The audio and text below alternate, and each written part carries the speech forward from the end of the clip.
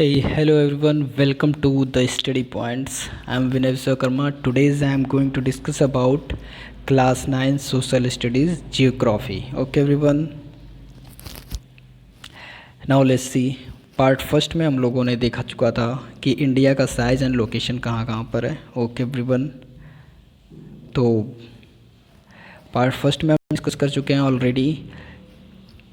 जिसे भी प्रॉब्लम होगी वो पार्ट सेकंड से पहले एक बारी पार्ट फर्स्ट देखेगा, आफ्टर दैट सेकंड पार्ट को देखेगा, तब उसे बहुत ही अच्छे से समझ में आएगा. ठीक है. तो लोकेशन की अगर हम बात करते हैं, फिर टॉक अबाउट लोकेशन, तो हम लोग पार्ट फर्स्ट में बात कर चुके थे वो एक्चुअल में इंडिया का लोकेशन कहाँ है. ठीक है.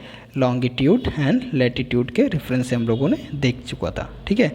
साइज़ तो साइज़ कितनी थी इंडिया की ये भी हमने मेंशन कर रखा हुआ था, 3.288 million square feet. Okay everyone. और अगर ओवरऑल इंडिया की हम बात करते हैं, जितना लैंड है हमारे पास, टोटल लैंड अगर हम बात करते हैं वर्ल्ड का टोटल लैंड, तो उसमें इंडिया का कितना परसेंट है, 2.4%. ये सारी चीज़ें हम डिटेल में पढ़ चुके थे. Okay. Now we let's talk about India and the world. तो बात करते हैं इंडिया एंड वर्ल्ड की. Okay everyone. As you know that कि जो इंडिया का लोकेशन है वो ईस्ट और वेस्ट एशिया के एक तरह से सेंट्रल में लोकेटेड है. ठीक है. मैंने ये बोला कि जो इंडिया का लोकेशन है वो वेस्ट एशिया और ईस्ट एशिया की अगर बात करें तो उसके मिडिल में एक लोकेटेड है. ठीक है. India is the southward extension of the Asia continent. और इंडिया जो है वो साउथवर्ड एक्सटेंशन है. मतलब इंडिया का अगर एक्चुअल में पोजीशन देखा जाए तो जो एशिया है, हमारा एशिया जो कॉन्टिनेंट है उसके साउथवर्ड एक्सटेंशन में है. साउथ में निकला हुआ है, एक्सटेंड हुआ है. ठीक है एवरीवन. Now let's see. यहाँ पर देखते हैं मैप से, बहुत ही ईजिली क्लियर होगा. ठीक है.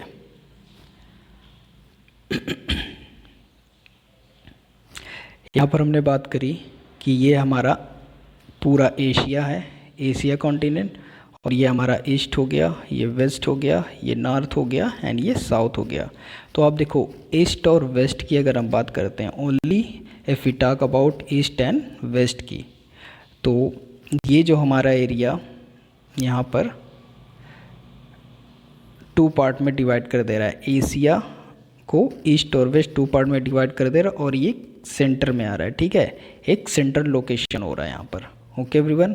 और अगर हम बात करते हैं नॉर्थ एंड साउथ की, तो ये जो साउथ में है इंडिया का पोजीशन एक्चुअल में कहाँ पर है,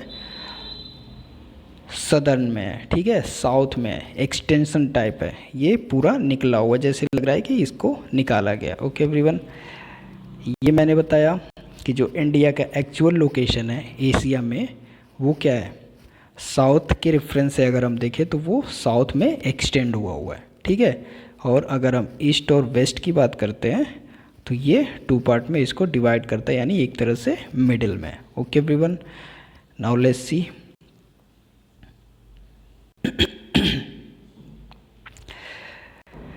यहाँ पर कह रहा है कि the trans Indian ocean routes, जो इंडिया का ट्रांस इंडियन रूट्स है. ठीक है. ओशियन रूट जो है इंडिया का, which connect the countries of Europe, वो क्या करता है, यूरोप के कंट्री को कनेक्ट करता है जो कि वेस्ट में है, वेस्ट से यूरोप को कनेक्ट करता है, and the country of east Asia, और ईस्ट एशिया को भी, जो ईस्ट एशिया की कंट्री हैं उन्हें भी कनेक्ट करता है. ठीक है. Provide a strategic central location to India, और क्या करता है, कनेक्ट करके एक स्ट्रेटजिक लोकेशन देता है इंडिया को. ठीक है. मतलब यहाँ से ये वेस्ट को भी देख सकता है ईजिली, वेस्ट जो यूरोप है उसको भी ईजिली देख सकता है, और फिर ईस्ट एशिया को भी देख सकता है. ठीक है. मैप में देखते हैं, ज़्यादा क्लियर होगा. हमने ये बताया कि जो इंडिया का लोकेशन है वो क्या करता है, यूरोप को भी कनेक्ट कर रहा है, यूरोप को देख रहा है इसलिए, और जो आपका ईस्ट एशिया में, ये वेस्ट एशिया हो गया. ठीक है. वेस्ट एशिया वाला पार्ट ये सब, और यूरोप भी हुआ, और यहाँ पर ईस्ट एशिया वाला पार्ट ये सब, इसको भी इंडिया क्या करता है, एक स्ट्रेटजिक लोकेशन यहाँ पर फाइंड होता है. मतलब ये दोनों तरफ से ईजिली इसको देख सकता है. ठीक है. आई थिंक यहाँ पे कोई भी डाउट नहीं होना चाहिए. फिर से देखिए, जो हमारा ईस्ट एशिया का पार्ट है, ईस्ट एशिया का जो पार्ट है और वेस्ट एशिया का जो पार्ट है, जो कि यूरोप को भी लेकर के यहाँ पर एक स्ट्रेटजिक लोकेशन ये फाइंड करता है और दोनों पे आसानी से देख सकता है, मतलब ये क्या क्या कर रहे हैं, जो सी के थ्रू ये सारा वर्क करेंगे। ओके एवरीवन, ठीक है। नाउ आगे देखते हैं हम, which connect the countries of Europe in the west, and Europe को क्या करता है, कनेक्ट करता है, एंड ईस्ट एशिया की कंट्री को भी कनेक्ट करता है। Note that the Deccan peninsula protrudes into the Indian ocean, ठीक है। कह रहा है जो डेक्कन पेनिनसुला है, इसको नोट करिएगा, डेक्कन पेनिनसुला जो है वो क्या हुआ है, बाहर की तरफ निकला हुआ है इंडियन ओशियन में। ओके एवरीवन, ये जो टैपर हो गया ना इंडिया वाला पार्ट, उसकी बात कर रहा है। जो डेक्कन पेनिनसुला है वो बाहर की तरफ निकला हुआ है इंडियन ओशियन में, दस हेल्पिंग इंडिया टू इस्टेब्लिश, दस जिससे क्या होता है, thus helping to establish close contact with west Asia, जिससे क्या होता है, ये एक क्लोज कॉन्टैक्ट बना पाता है वेस्ट एशिया से, अफ्रीका से और यूरोप से, ठीक है, फ्रॉम वेस्टर्न कोस्ट।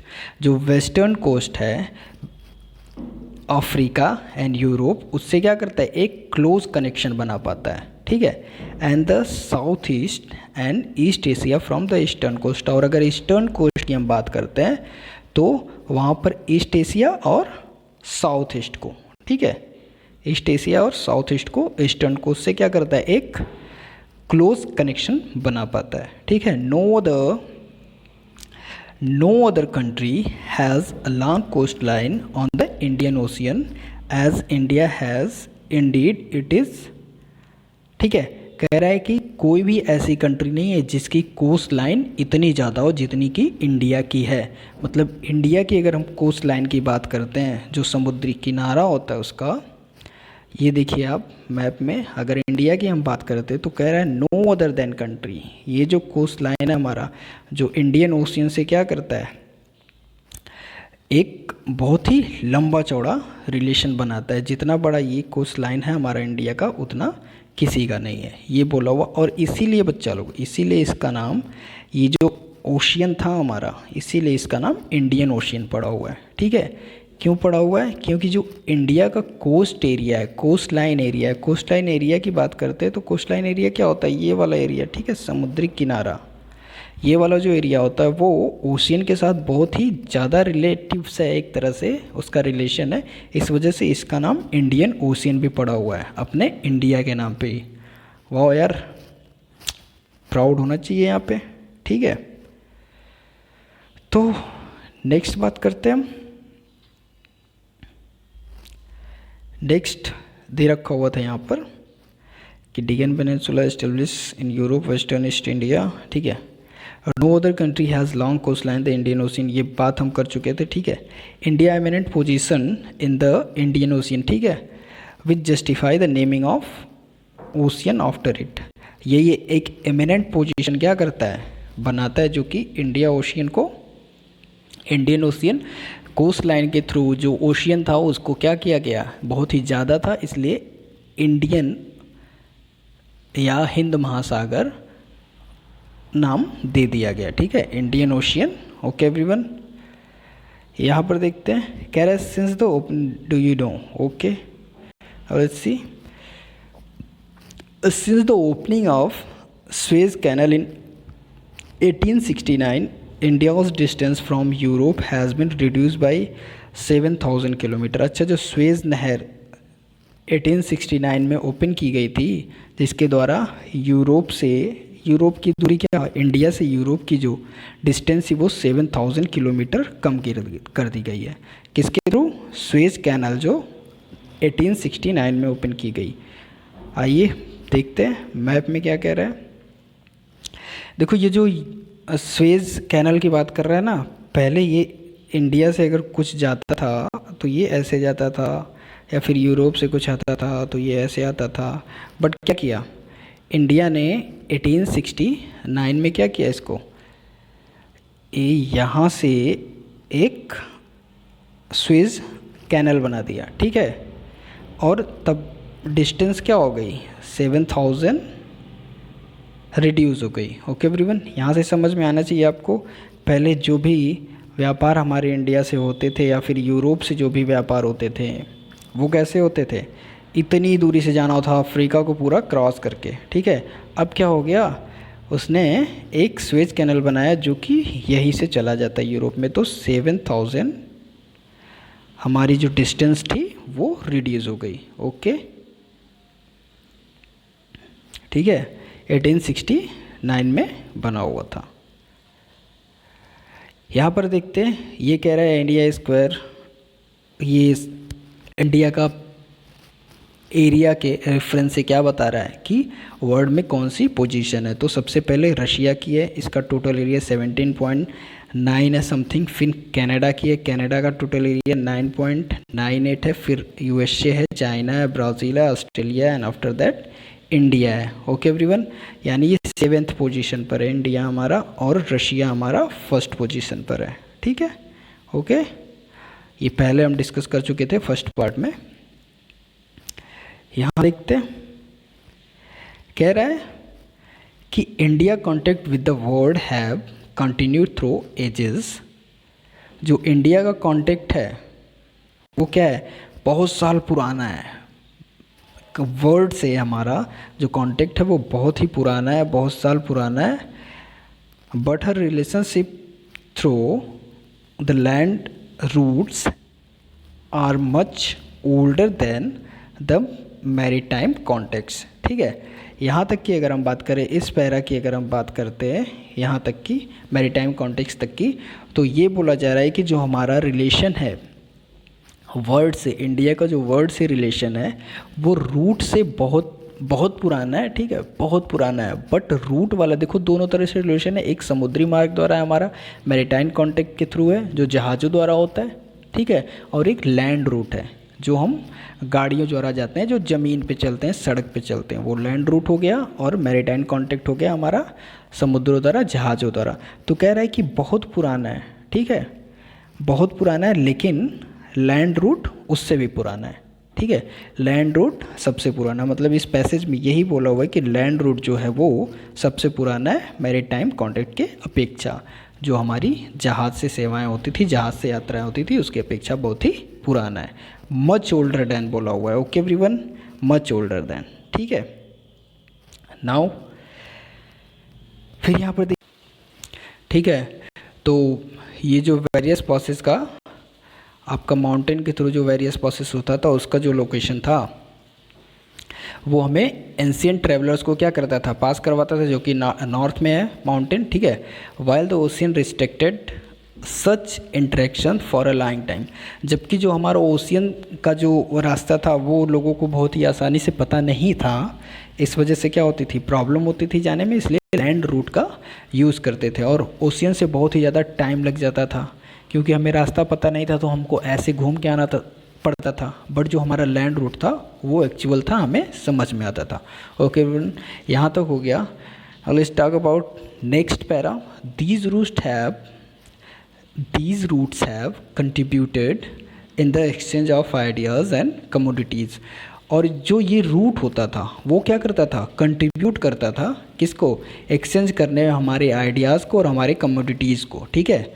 जो हमारे कमोडिटीज़ होते थे और जो हमारे आइडियाज़ होते थे उन्हें एक्सचेंज करने में क्या करता था, मदद करता था, एंशिएंट टाइम से, प्राचीन काल से ही। ओके एवरीवन, तो आपको समझ में आया कि जो लैंड रूट होता है उसका क्या यूज़फुल था, उसका क्या यूज़ था, और जो हमारा ये मैरीटाइम कोस्ट लाइन, जो मैरीटाइम हमारा कॉन्टेक्ट था उसका क्या था, ठीक है। यहाँ पर ये बात कर रखी हुई है कि जो हमारा लैंड रूट था वो बहुत ही बेटर था, किसके अपेक्षा, ये मैरीटाइम कॉन्टेक्ट की अपेक्षा, क्योंकि हमें मैरीटाइम के बारे में ज़्यादा जानकारी नहीं थी, हमें कैसे जाना है ये सब सारा कुछ क्लियर नहीं था, बट हमारा लैंड रूट कन्फर्म था, ठीक है। और ये जो रूट्स होते थे उनके थ्रू हम कंट्रीब्यूट करते थे किसके, अपने विचारों को, अपने कम्युनिटीज़ को, ठीक है, एंशिएंट टाइम से ही। नेक्स्ट यहाँ पे बोल रहा है कि द आइडियाज़ ऑफ उपनिषद, जो हमारे उपनिषद के विचार थे और जो रामायण के हमारे विचार थे, जो हमारे उपनिषद और रामायण के विचार थे और जो हमारी पंचतत्व की स्टोरी थी, ठीक है, और इंडियन न्यूमरल्स जो हमारी इंडियन न्यूमरल्स थी, जो मैथ्स वगैरह होता था, और डेसिमल सिस्टम जो था हमारा, ठीक है, वो could reach many parts of the world, वो वर्ल्ड के बहुत जगह गया, ठीक है। यहाँ पर क्या बोला हुआ है, जो हमारा विचार था उपनिषद में, फिर हमारे जो रामायण थे, जो पंचतत्व की हमारी कहानियाँ थी, और जो हमारे संख्या पद्धति थी, जो हमारा डेसिमल सिस्टम था, ठीक है, वो क्या वर्ल्ड के बहुत से पार्ट में क्या किए गए, भेजा गया, मतलब जानकारी लिया गया उससे, ठीक है। तमाम प्रकार के लोग यूज़ करेंगे। आपको पता होगा कि जीरो भारत नहीं दिया था, ठीक है। जो भी हमारे अंदर जो भी क्वालिटीज़ थी वो डिफरेंट कंट्रीज़ क्या करती गई, हमसे लेती गई। भाई व्यापार था यहाँ पे एक तरह का, फिर लैंड रूट्स था हमारे पास, ठीक है।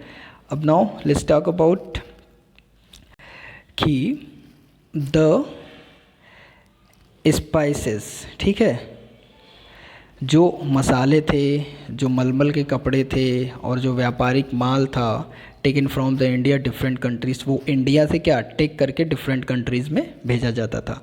मसालों का व्यापार आपको पता है, भारत में मसाला बहुत ही फेमस था, गरम मसाला जिसकी हम बात करते हैं केरल वगैरह साइड में, ठीक है, महाराष्ट्र वगैरह।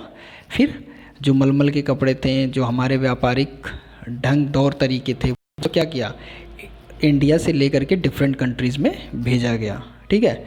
ऑन द अदर हैंड अगर दूसरी तरफ हम बात करते हैं इन्फ्लुएंस ऑफ ग्रीक स्कल्पचर, जो हमारा इन्फ्लुएंस था किसका, ग्रीक स्कल्पचर की तरफ जो हमारा इन्फ्लुएंस था, and the architectural style of dome, और जो हमारा आर्किटेक्चरल स्टाइल था ऑफ डोम का मतलब जो एक गुंबद होता है ना, ऐसे बना होता है, ऐसे बना होता है, ये जो डोम था हमारा आर्किटेक्चरल, ठीक है, स्टाइल था, ये क्या किया, ये भी गया। And the minar of the west Asia can be see, और आप मीनार वगैरह जो थी हमारी, ठीक है, ये सारा सिस्टम, ये सब क्या गया। देखो बात हमने करी थी फर्स्ट वाले पार्ट में, हमने ये बात करी थी कि एंशिएंट टाइम से ही क्या करते हैं, इसका बहुत बड़ा ही स्थान होता है। जैसे अगर हम सिंधु सिविलाइजेशन की बात करते हैं, हड़प्पा सिविलाइजेशन की बात करते हैं, तो ये पहले से ही एक बहुत बड़ा स्थान इंडिया रखता है। इस वजह से ये सारी चीज़ें इंडिया में पॉसिबल थी। गुंबद हुआ, मलमल के कपड़े हुए, स्कल्पचर हुए, ग्रीक स्कल्पचर हुए, ठीक है, आर्किटेक्चरल स्टाइल ऑफ डोम हुआ, ये और मीनार जो वगैरह हुआ, ये सब सारी चीज़ें पहले से ही इंडिया में अवेलेबल थी। इस वजह से ये पूरे देश में ऐसे ही धीरे धीरे रास्तों के माध्यम से गई और पूरा इसका एक तरह से विश्व वर्ल्ड लेवल पे क्या हो गया, प्रचार हो गया। ओके एवरीवन, तो यहाँ तक देखे थे west Asia can be seen in the different part of country, और वेस्ट एशिया में आप हमारे कंट्री के डिफरेंट पार्ट देख सकते हैं, मतलब यहाँ की जो सभ्यता थी वहाँ पर जा कर के प्रचलित हो गई, ठीक है। अब हम बात करते हैं कि इंडिया के जो नाइबर कंट्रीज़ हैं उनके बारे में बात करते हैं। Okay everyone, India's neighbours, India's occupy an important strategic position in south Asia.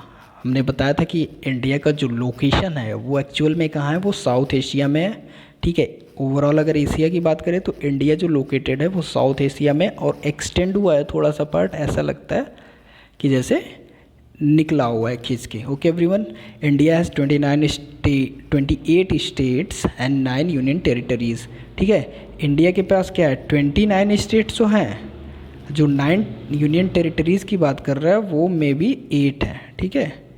आप एक बार ट्राई करिएगा, देखिएगा, सर्च करिएगा, ये आप क्वेश्चन ले लो। ओके, तो आप ये बताओगे कि इंडिया के पास कितने स्टेट हैं और कितने यूनियन टेरिटरीज़ हैं। ओके एवरीवन, ये जो लास्ट में लद्दाख बना हुआ है ना, जम्मू कश्मीर वाला सिस्टम जो था आपका 31 दिसंबर अक्टूबर में भी कुछ ऐसे ही है 2019 को लेकर के। ओके, तो ये जो 370, जब आपको पता है कि जब 370 जो आर्टिकल्स है ये जम्मू कश्मीर से जब हटाई गई तभी इसको डिफ्रेंशिएट किया गया। ओके एवरीवन, तो आप चेक करना एक बारी, 29 स्टेट तो हैं बट 8 यूनियन टेरिटरीज़ हैं, 7th वाला लद्दाख है। Okay, India share its land boundary with the Pakistan Afghanistan. India जो है अपनी बाउंड्री को क्या करता है, शेयर करता है किसके, अभी हमने बात करी ना, हमने नेबरिंग कंट्री की बात कर रहे हैं यहाँ पे। तो इंडिया का जो आपका बाउंड्रीज़ है वो किसके किसके साथ शेयर करता है, पाकिस्तान के साथ शेयर करता है, अफगानिस्तान के शेयर करता है, नॉर्थ वेस्ट में। ठीक है, नॉर्थ वेस्ट की अगर बात करते हैं तो पाकिस्तान और अफगानिस्तान के साथ के शेयर करता है, and China Nepal Bhutan in the north, और चाइना नेपाल भूटान ये नॉर्थ में है। ठीक है, and Myanmar and Bangladesh in the east, और म्यांमार अगर और बांग्लादेश की बात करें तो ये ईस्ट में है। पता क्या करा हमने कि जो हमने ये पता करा कि जो इंडिया की बाउंड्री शेयर होती है वो अफगानिस्तान और पाकिस्तान नॉर्थ वेस्ट में है, चाइना तिब्बत नेपाल भूटान ये नॉर्थ में है। ठीक है, म्यांमार एंड बांग्लादेश ये क्या है, ईस्ट में हमारे। Our southern neighbours across the sea consist of 2 island countries. जो हमारा सदर्न नेबर जो सी में है हमारा ना, जो मतलब समुद्र में सदर्न नेबर, अगर 2 कंट्री की बात हम करते हैं तो उनका नाम क्या दे रखा हुआ है। ठीक, ये सदर्न कंट्री की अगर हम बात करते हैं तो कह रहा है श्रीलंका एंड मालदीव्स। ठीक है, ये जो सदर्न कंट्री की बात कर रहा है ये श्रीलंका एंड मालदीव हो गया। ओके, फिर कह रहा है Sri Lanka is separate from the India by a narrow channel of sea form by the Palk strait and gulf of Mannar. जो हमारा श्रीलंका है वो अलग है इंडिया से। ठीक है, वो इंडिया को अलग करता है कहाँ से, एक नैरो चैनल के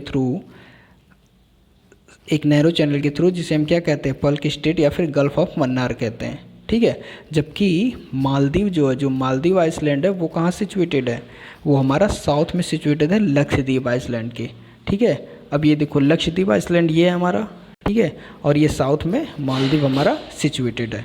ओके एवरीवन, आई थिंक यहाँ पर कोई भी डाउट नहीं होना चाहिए। फिर बात करते हैं, India has had a strong geographical and historical link with her neighbours. India का जो क्या कहते हैं, एक strong geographical and historical link है। जियोग्राफिकल और हिस्टोरिकल की हमने बात करी कि अभी जो ये यहाँ पे रूट्स होते थे उसके थ्रू क्या होता था कि बहुत दूरी दूरी तक व्यापार होता था। और जियोग्राफिकल कॉन्टेक्ट की अगर हम बात करते हैं तो ये हमने बताया कि जो डेक्कन पेनिनसुला है, ये जो साउथ वेस्ट में एशिया का ये जो निकला वही यूरोप को भी देख सकता है। ठीक है, और वेस्ट में आपको इधर भी देख सकता है, ईस्ट वेस्ट दोनों ओर मतलब आसानी से नज़र रख सकता है। इसलिए यहाँ पर इसके जियोग्राफिकल और हिस्टोरिकल लिंक की बात करी गई है कि वो बहुत ही स्ट्रांग है। Look at the physical map of Asia in your Atlas and note how India is stand apart from the rest of Asia. ठीक है, एक आपको एटलस देखना और आपको पता करना है कि ये क्या है। ओके एवरीवन, आई थिंक यहाँ पे कोई भी प्रॉब्लम नहीं होनी चाहिए आपको, बहुत ही ईजिली मैंने बताया। ओके, अच्छा ये बात करते हैं, डू यू नो, ये अगर हम बात करते हैं जो 1947 से पहले की अगर बात करें हम, ठीक है, 1947 से पहले की अगर बात करें तो इंडिया में 2 स्टेट्स होते थे, जिसको एक प्रोविंसेस बोला जाता था और प्रिंसली बोला जाता था। ठीक है, प्रोविंसेस और प्रिंसली बोला जाता था। जो प्रोविंसेस होता था वो रूल्ड होता था किस थ्रू, प्रोविंसेस जो रूल्ड होता था वो ब्रिटिश के द्वारा रूल होता था। ठीक है, वो अपना एक वायसराय अपॉइंट करते थे। ठीक है, हमने बात करी है 1947 से पहले की बात करी है हमने। ओके, 2 पार्ट में डिवाइड था इंडिया, जो कि एक प्रोविंसेस था, एक प्रिंसली था। ठीक है, तो प्रोविंसेस जो था वो ब्रिटिश द्वारा क्या किया जाता था, रूल किया जाता था, तो वो अपना वायसराय बनाते थे, और जो प्रिंसली था, ठीक है, वो लोकल गवर्नमेंट के द्वारा रूल किया जाता था। ओके, आई थिंक यहाँ पर कोई भी प्रॉब्लम नहीं होनी चाहिए आपको। ओके, तो have a good day. If you have any doubt and any problems, comment on me. Okay everyone, channel पे जाइएगा, कमेंट करिएगा, कोई भी प्रॉब्लम होगी as soon as जितनी जल्दी हो सकेगा I can solve it. Okay everyone, have a good day. Bye bye. Take care.